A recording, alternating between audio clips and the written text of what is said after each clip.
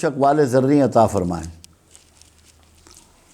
اس دور کے لیے عثمان غنی رضی اللہ تعالیٰ عنہ کے فرمودات ہیں 4، اور ان لوگوں کے لیے بھی جو تصوف سے دلچسپی رکھتے ہیں، اپنے روحانی معاملات کو درست کرنا چاہتے ہیں، بہتر زندگی گزارنا چاہتے ہیں، سکون کی، عافیت کی، اور اللہ سے اپنے تعلق کو جوڑنا چاہتے ہیں۔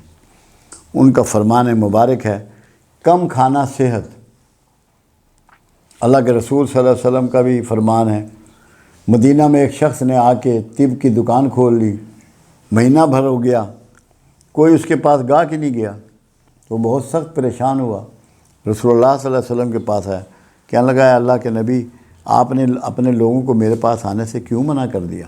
آپ نے فرمایا، ہم نے تو کسی کو منع نہیں کیا، پھر لوگ آتے نہیں۔ فرمایا، مدینے میں تمہارے پاس کوئی نہیں آئے گا۔ کیوں رسول اللہ صلی اللہ علیہ وسلم؟ آپ نے فرمایا، مدینے میں کوئی پیٹ بھر کھانا نہیں کھاتا، اس لیے بیمار ہی نہیں ہوگا تو آئے گا کیسے؟ تو صحت کے حوالے سے بنیادی اصول دے دیا اللہ کے رسول نے اور اس کے اصحاب رسول نے کہ کم کھانا صحت۔ کم کھانا شروع کریں، کمزوری نہیں ہوگی۔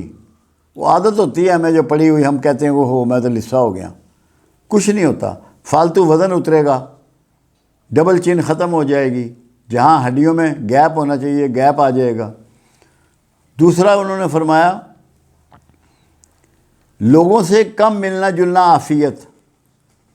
جتنی زیادہ آپ کی میل ملاقات ہوتی ہے اتنا ہی جھوٹ ہوتا ہے، اتنے ہی غلط وعدے ہوتے ہیں، اتنی غیبت ہوتی ہے، اتنی غلط کمٹمنٹ ہوتی ہے، اتنی افواہیں سنتے ہیں، اتنا ہی بہتان سنتے ہیں۔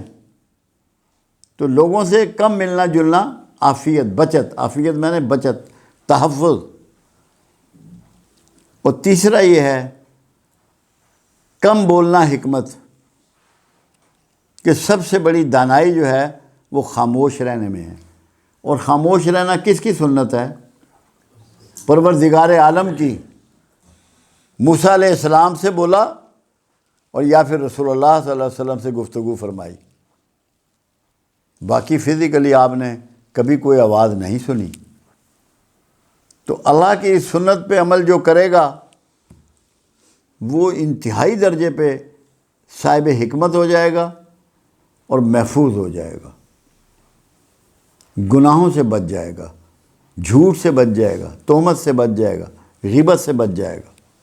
اور چوتھی چیز کہ کم سونا عبادت۔ جو لوگ کم سوتے ہیں وہ اپنے اللہ سے کانا پھوسی کرتے ہیں، گوشے کرتے ہیں، باتیں کرتے ہیں، اس سے سوالات کرتے ہیں، اس کی یاد کرتے ہیں۔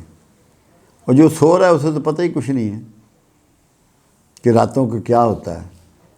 علامہ نے نہیں کہا کچھ ہاتھ نہیں آتا بے آہ سحر گاہی؟ کیوں کہا کہ اگر تو رات کو نہیں جاگتا کون سی روحانیت، کیا سیکھے گا؟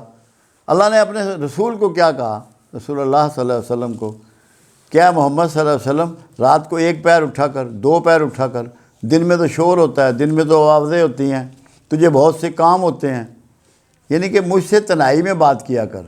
میں اس کو ایسے کہتا ہوں کہ تنہا تنہائی میں ملتا ہے، اللہ تنہا ہے، اکیلا ہے، اکیلے پن میں ملتا ہے۔ رات کو تم اکیلے ہوتے ہو، جاگو رات کو، تم سے باتیں کرے گا، تمہارے باتوں کے سوالوں کے جواب دے گا۔ جاگو تو صحیح، پریکٹس تو کر کے دیکھو۔